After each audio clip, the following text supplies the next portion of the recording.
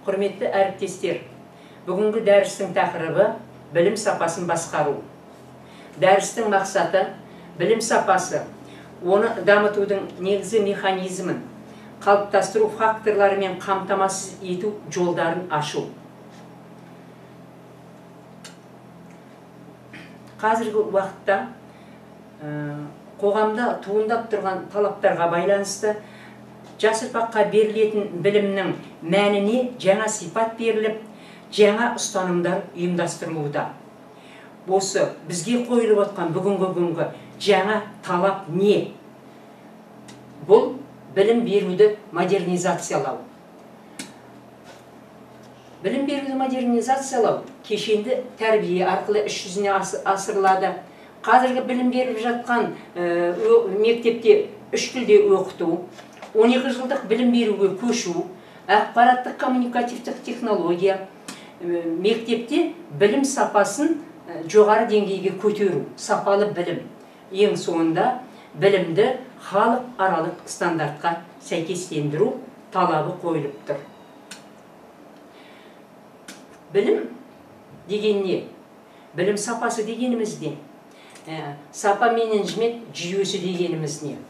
Бұл тарапынан алып қарайтын болатын болса, білім дегеніміз бұл адамдардың белгілі бір жүйедегі ұғымдарының деректері мен пайымдауларының жиынтығы. Білім сапасын алып қарайтын болса, ол мақсаттың нәтижеге қатынасы, мақсатқа жетудің өлшемі, білім саласындағы өнімнің нормативтік деңгейге сәйкес келуі. Сапа менеджментінің дегеніміз, яғни сапалы білім бер деп тұр, соны басқар деп тұр.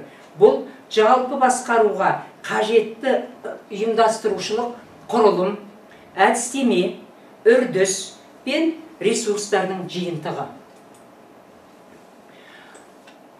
Білім негізінен алғанда халықаралық деңгейде алып қарасақ, бұны 4 қырынан сипаттайды.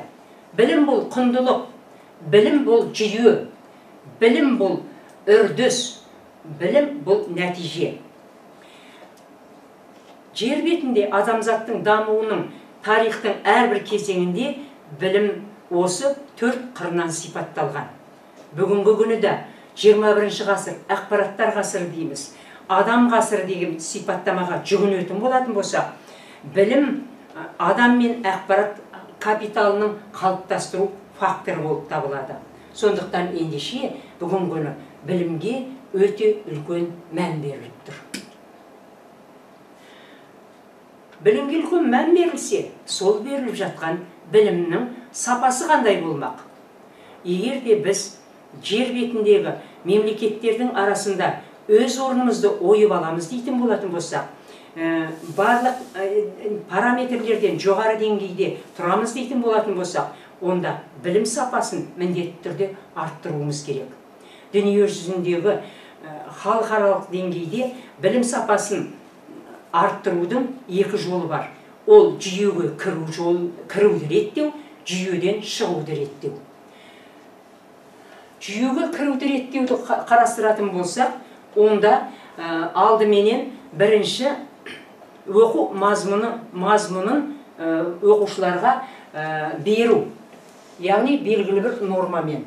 Содан кейін қалай оқыту керек, осы оқу үдерісін ұйымдастыру. Ең соңында алынатын нәтиже, ол біздің оқушылардың білім, білік дағдылары. Жүйеге шығуды реттеудің қарастыратын болсақ, онда білім жүйеден шығуды реттеуде не үшін оқыту керек әрбір пәнді? Ал оқушыны оқуға қалай үйрету керек? Белгілі бір әрекет әдістерін үйрету арқылы біз мазмұнды меңгертуіміз керек. Ең соңындағы алынатын нәтиже білім, білік дағдымен қатар сол оқушының меңгерген құзырлылығы, біліктілігі, не болмаса өте түсінікті тілмен айтсақ, өмірлік дағдылары. Енді біз сіздермен осы жүйеге кіруді және жүйеге шығуды 6 параметрменен салыстырып қарайтын болсаңыздар, кейін өздеріңіз салыстырып жатасыздар. Қазіргі уақытта біздің мемлекетте беріліп жатқан білімнің көпшілігі барлық мемлекеттерде оқулықтан білім беріліп жатыр. Оны 5 балдық жүйемен бағалап жатырмыз. Содан кейін ең соңында білім, білік, дағды қалыптастырылып жатыр. Ал жүйеден шығуды реттеуде, онда баланың оқу жетістігін қандай деңгейге жеткендігін арнайы өлшейтін өлшеушілер жүйесі арқылы баланың білімі бағаланады. Одан кейін балама оқулықтар, балама бағдарламалар, осының барлығы мен қамтамасыз етіледі. Яғни әдістемелік құрылымдардың жүйесі өте жақсы жетілдірілген. Сондықтан да халық аралық деңгейде көп мемлекеттер мына білім сапасын арттырудың екінші жолын қабылдаған. Яғни жүйеден шығуды реттеуді қабылдаған. Білім сапасының ерекшелігі неде екен? Ол білім сапасының ерекшелігі оның соңғы нәтиженің көп деңгейлілігіне байланысты, көп субъектілігіне байланысты, көп критерийлігіне байланысты, полихрондылығына байланысты, оқу бағдарламасының анықталмағандығына байланысты, бағалаудың көп аспектілі немесе көп қырлылығына байланысты. Осы 6 ерекшелігі арқылы ерекшеленеді. Жалпы алып қарағанда білім сапасы дегеніміз, бұл қазіргі білім саласындағы педагогикалық теория менен практиканың, яғни тәжірибенің жиынтығы. Одан кейін мемлекет пен қоғамның тұлғаны қалыптастырудағы білімге деген қажеттілігін қанағаттандыру қабілеті. Барлығыңызға белгілі, 1997 жылдан бастап елбасымыз жыл сайын халыққа жолдау жолдап келе жатыр. 97 жылы Қазақстан 2030 жолдауын жолдағанда біздің Қазақстан Республикасының мемлекеті дүние жүзіндегі дамыған 30 мемлекеттің қатарынан көріну мақсаты қойылған болатын. Соңғы 2012 жылы жолдауында елбасы Нұрсұлтан Әбішұлы Назарбаев біз көптеген параметрлерменен алға көп жетістіктерге жеткендіктен Қазақстан Республикасын дамыған 30 мемлекеттің қатарында ену мақсатын қойды. Осыған байланысты әрбір білім беру мекемесі халық аралық стандартқа ие болу керек деді. Осындай талап қойылып тұр. Ал ендеше халық аралық стандарт дегеніміз не? Оның мәні неде? Оның мәні мекеменің ішінде жеке, сондай-ақ тұтынушылармен өзара қарым-қатынаста үнемі проблемаларды азайтып отыруға ұмтылатын әр мекеме басшылыққа алу керек, минималды ережелер жиынтығы деп түсінуіміз керек. Ал осы халық аралық ISO 9000 стандартының негізінде тұтынушыны қанағаттандыру мақсатында сапаны үздіксіз жақсарту ойластырылған. Яғни әрбір мекеме жыл сайын жақсартып отыру керек, сапаны үздіксіз. Ал халықаралық ISO 9000 стандартының талабын орындау бұл сапаны жетілдірудегі мекеме жұмысының соңғы мақсаты емес, ол бастамасы ғана. Яғни бұл үздіксіз процесс деген сөз. Білім сапасын қалыптастырудағы негізгі факторлар 4. Олар бірінші, білім берудегі мемлекеттік басқару. Екінші, білім беруді құқықтық жағынан реттеу, яғни нормативті құжаттар бізге жоғарыдан түсіп жатыр. Білім беруді қаржыландыру, ең соңында білімге деген қажеттілік. Міне, егер де осы 4 құрылымы өз жұмысын атқарып тұратын болатын болса, білім сапасының артуы міндетті түрде артады. Білім сапасы неге байланысты? Бұл мұғалімдердің құрамына байланысты, білім беру бағдарламаларына байланысты, оқушылар құрамына байланысты, ары қарай тәрбие жұмысына байланысты, оқу әдістемелік қамтамасыз етуге байланысты, білім сапасын басқару жүйесіне байланысты, білім беру технологиясына байланысты. Заманауи технология қолданылып жатыр ма? Оқу тәрбие үдерісінде міндетті түрде сапа алынады. Міне, ең соңында осының барлығының жиынтығы бізге мектеп түлегінің сапасына әкеп жеткізеді. 11 жыл оқытқан баланың біз нәтижесін қайтеміз аламыз. Ары қарай енді осы білім сапасын арттыру, сапа менеджмент жүйесінде сапаны басқарудың американдық психолог ғалым Эдвард Демингтің 14 постулаты алынған сапаны басқаруда. Ол 14 постулат ешқандай да бір шектен шыққан емес, ешқандай да бір ерекше талап қойылып тұрған емес, күнделікті өмірде өзіміздің қолымыздан келетін, өзіміз орындай алатын, және міндетті түрде егерде сапаға қол жеткізуіміз керек болатын болса орындайтын ережелер, яғни постулат деген екінші бір түсінікті тілмен ережелер деп айтуға болады. Мысалы, соның бір-екеуіне тоқталып кетейін. Білімді көтеріп бағалауды жою. Қазір әрқайсымыз өзіміздің алдымыздағы шәкірттердің білімін белгілі бір деңгейде көтеріп бағалаймыз. Басшылар ұрыспасын деп. Білім беру жүйесін үнемі жетілдіріп отыру. Мысалы, сапа бермеді ма? Бұл технологияны емес, келесі тиімді технологияны пайдаланыңыз, тағы басқа. Ары қарай, 8-шіні өзі қызметкерлердің немесе мұғалімдердің бастықтар алдында үрейленуін жою керек дейді, қорқуын. Олар неменеге қорқады? Қорықпау керек, яғни. Білікті білгір болсаң, ешкімнен де қорықпайсың. Бөлімшелер арасында вертикалды барьерді бұзу. Ары қарай, бос ұраннан үйтеміз-бүйтемізден арылу. Ол бос сөйлегенмен оның барлығы болып қалмайды. Басқаруда сандық норманы болғызбау. Қызметкерлердің өз ісіне мақтануына мүмкіндік беру. Біліктілікті арттыру, яғни өзінен өзі жетілдіру, бұл ең басты ауқымды жұмыс болып табылады. Одан кейін мәселенің мекеменің әр қызметкері сапа жүйесі науқанына қатысатындай жоспар құру керек. Бұл мектептің басшысының бірінші міндеті істеу. Сапа философиясының 3 принципі бар. Бұл ең бірінші, нәтижені алуда білім берудегі процесс маңызды. То есть, яғни қандай жұмыс жүрсін, сол қалай жүріп жатыр, осыны бақылау керек деген сөз. Вертикалды иерархиядан, яғни төмендегілердің жоғарыларға бағынуы, горизонталды бағыттағы ұйымдастырудың байланысы маңызды. Мекеменің басты мақсаты қоғамның және тұтынушылардың талабын қанағаттандыру. Енді осы білім сапасын егерде арттырамыз десек, біз халықаралық ISO 9000 стандартының сапаны басқарудың 8 принципін басшылыққа алуымыз керек. Бұл тұтынушыға бейімделу принципі, яғни тұтынушыға бейімделу принципі деген алдымыздағы тұтынушы біздің оқушылар, сіздердің алдарыңыздағы тұтынушы, енді осы сол тұтынушы нені талап етіпті? Соның ойынан, үрдісінен асып түсуіміз керекпіз. Яғни тереңдетілген пәнді оқи ма, қажет еттір ма, соны оқыту. Яғни баланың дамуына жан-жақты жағдай жасауымыз керек. Лидер болу принципі. Бұл әрбір ұжымда лидерлер бар. Ол лидерлер қалай шығады? Ол бұйрықпенен тағайындалмайды.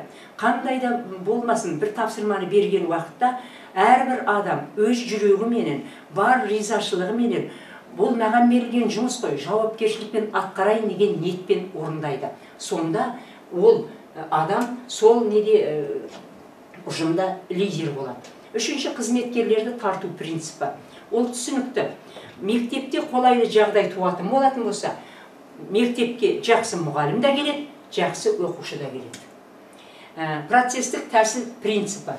Яғни жүйеге кіру мен шығуды өзгертіп, реттеп отыратын өзара байланыстар.